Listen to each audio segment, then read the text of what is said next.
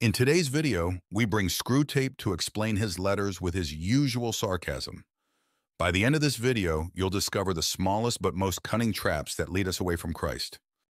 The long, tedious, and monotonous years of middle-aged prosperity or middle-aged adversity are an excellent climate for campaigns. You see, it is so hard for these creatures to persevere. The routine of adversity, the gradual decay of youthful loves and youthful hopes, the silent despair, barely felt as pain, of ever overcoming the chronic temptations with which we repeatedly defeat them, the monotony we create in their lives, and the inarticulate resentment with which we teach them to respond to it. All this provides admirable opportunities to wear down a soul by attrition. Ah, the monotony of middle age. What a wonderful climate for our campaign. These poor creatures, always trying to persevere, but we know how hard it is for them. The constant routine of adversity, the slow death of youthful loves and hopes, and that silent despair barely felt as pain. It's like a comedy show where they repeatedly fall for the same jokes, and the monotony we carefully create in their lives, perfect. They don't even realize how consumed they are by resentment. Yes, it's the perfect recipe for wearing down a soul, slowly, without haste. And the best part? They don't even notice what's happening. What a masterpiece of subtle manipulation. Do you see how easy it is for them? Do you know why? Because it is hard for us to overcome and move forward. In Galatians chapter 6, verse 9, it says, "Let us not become weary in doing good, for at the proper time we will reap a harvest if we do not give up." We need to understand the root of the problem, where our longings come from, our sorrows, and also all this pent-up resentment. Working on this can be a huge challenge, but with God, nothing is impossible. I believe in us believers, because by choosing Christianity, we already knew about the challenges, and only people with great spirits choose a path as rewarding and at the same time as difficult as the path of Christ. Make sure they are always very spiritual, always looking for some inner experience they hope God will give them. Teach them to value each prayer based on its success in producing the desired feeling, and never let them suspect how much they depend on themselves for success. This sort of thing can be managed. It distracts the man's attention from God to himself. Ah, the subtle art of keeping souls so preoccupied with spirituality that they barely have time to notice the reality of their own existence. This text, my dear friends, is a gem of celestial manipulation. Teach them to incessantly seek a divine experience, one they believe can only come from an external source, never from within. And when they pray, make sure they judge the value of their words, not by sincerity or content, but by how intensely they feel touched afterward. It's a spectacle to see how they strive to feel something that confirms they are on the right path.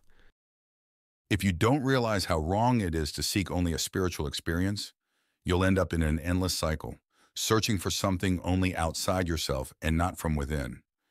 In Luke chapter 18, verses 11 to 14, it says, "The Pharisee stood by himself and prayed, 'God, I thank you that I am not like other people, robbers, evildoers, adulterers, or even like this tax collector. I fast twice a week and give a tenth of all I get.' But the tax collector stood at a distance. He would not even look up to heaven, but beat his breast and said, 'God, have mercy on me, a sinner.' I tell you that this man, rather than the other, went home justified before God. For all those who exalt themselves will be humbled, and those who humble themselves will be exalted." Our entire spiritual journey begins with us. You cannot rely solely on spiritual signs. Changes in our character and conduct are the beginning of the spiritual path. But above all, be humble, because that will bring you closer to God. Lewis argues about this in Mere Christianity. It is not enough to want to be good, as if we could be good just by wanting. We must learn to be good, practice goodness, just as we practice any other skill. We must seek God's help, for without Him we can do nothing, but we must also act. With each choice we make, we are becoming either a heavenly creature or a hellish creature. We are taking the form of a horror or a glorious wonder. Thus, we can understand the importance of our attitudes and conduct before God. You will say that these are very small sins, and no doubt, like all young tempters, you are eager to report spectacular wickedness. But remember, the only thing that matters is the degree to which you separate the man from the enemy. It does not matter how small the sins are, as long as their cumulative effect is to edge the man away from the light and out into the nothing. Murder is no better than playing cards if playing cards can do the trick. Indeed, the safest road to hell is the gradual one, the gentle slope, soft underfoot, without sudden turnings, without milestones, without signposts. Did you really think that only devastatingly evil deeds could lead you to hell? The true art lies in the small sins. Don't worry about great crimes. Just lead someone away from the light, one step at a time. The accumulation of small errors is more effective than any grand sin. After all, who needs murders when a card game can lead to the same end? Hell is not an abrupt fall, but a gentle descent, without obstacles, milestones, or warnings. It's a sneaky path, where every little slip counts. Who would have thought that the road to perdition would be so comfortable? In Song of Solomon, chapter 2, verse 15, it says, "Catch for us the little foxes that ruin the vineyards, our vineyards that are in bloom." As you can see, the Bible also speaks of how small things on a large scale can ruin good things.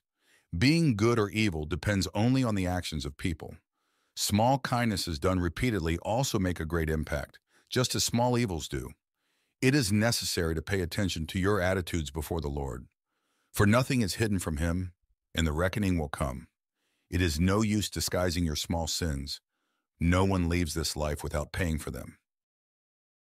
It is far better to make them live in the future. Biological necessity makes all their passions point in that direction, so that thought about the future inflames hope and fear. Moreover, it is unknown to them, so making them think about it means we make them think of unrealities. In a word, the future is, of all things, the least like eternity. It is the most completely temporal part of time, for the past is frozen and no longer flows, and the present is all lit up with eternal rays.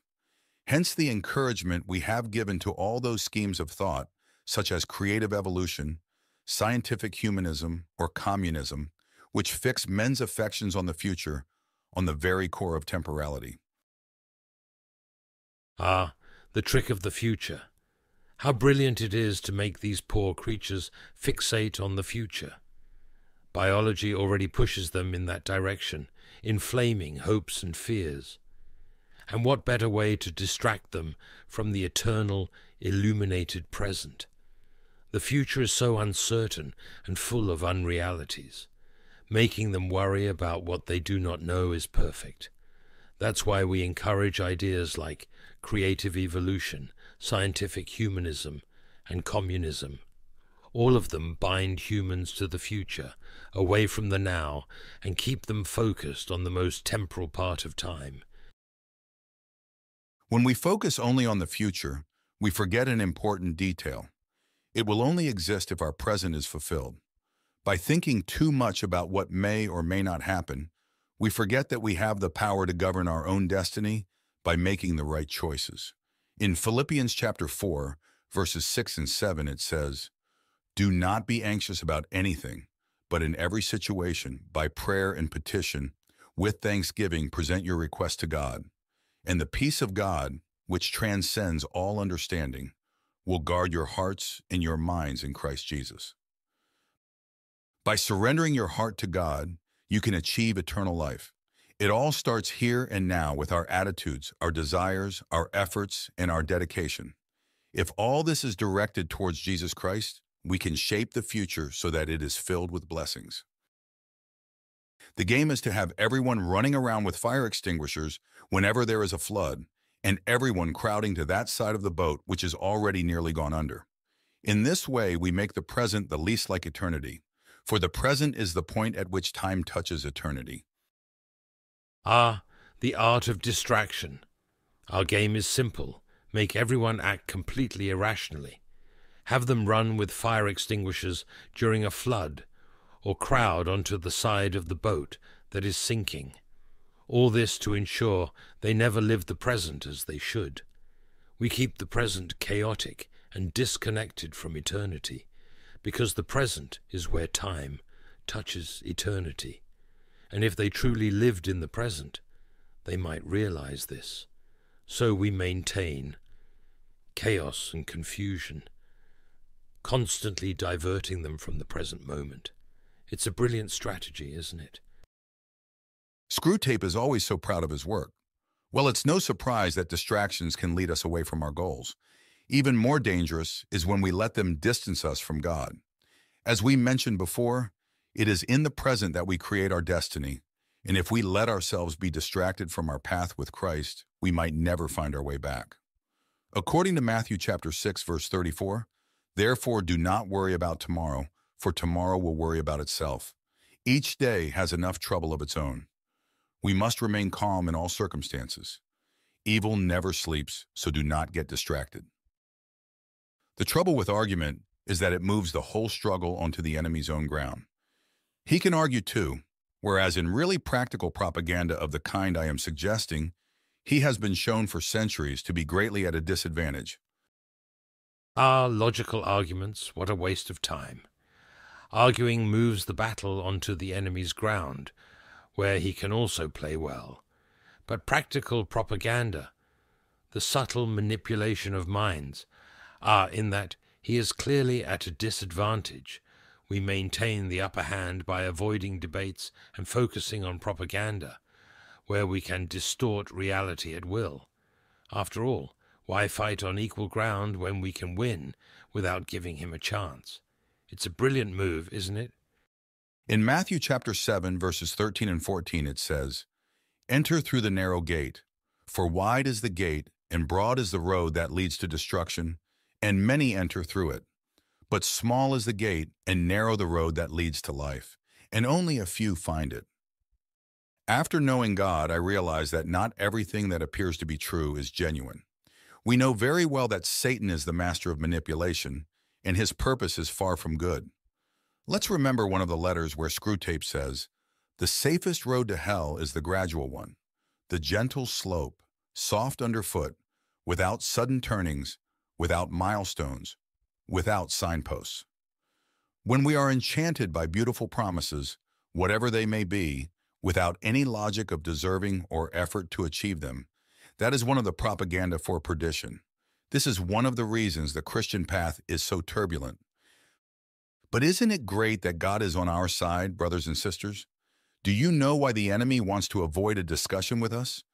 Because outside of his dirty game of manipulation, he has no power. If we have God in our hearts, no matter the moment in life, they will face an impenetrable wall. If we recognize the enemy's traps before he tries to enter our minds, they will never prosper. Your patient has become humble. Have you drawn his attention to that fact? All virtues are less formidable to us once the man is aware that he has them, but this is especially true of humility. Ah, humility, such a difficult virtue to combat. But see, the trick is to make the patient proud of his humility. As soon as he realizes he is humble, we've ruined everything. Any virtue loses its value when a man boasts of it, but humility is especially vulnerable to this. Nothing like the perception of one's own progress to turn a formidable virtue into a new form of pride. See how we turn the table in our favor. In Matthew chapter 6, verses 1 and 2, it says, "Be careful not to practice your righteousness in front of others to be seen by them. If you do, you will have no reward from your Father in heaven. So when you give to the needy, do not announce it with trumpets, as the hypocrites do in the synagogues and on the streets, to be honored by others. Truly, I tell you, they have received their reward in full. Your actions can be the most commendable in the world, but when you do them only to show off to others and be recognized as virtuous and humble, the Bible and Screwtape both tell us that this generates a new kind of pride. It can be considered one of the most powerful, subtle traps to lead us away from Christ. I truly hope you enjoyed this video. We brought each of these excerpts from the book as examples of traps that are difficult to detect and showed how the Bible also offers insights to understand that C.S. Lewis was a truly virtuous man who left us with much wisdom through his own understanding.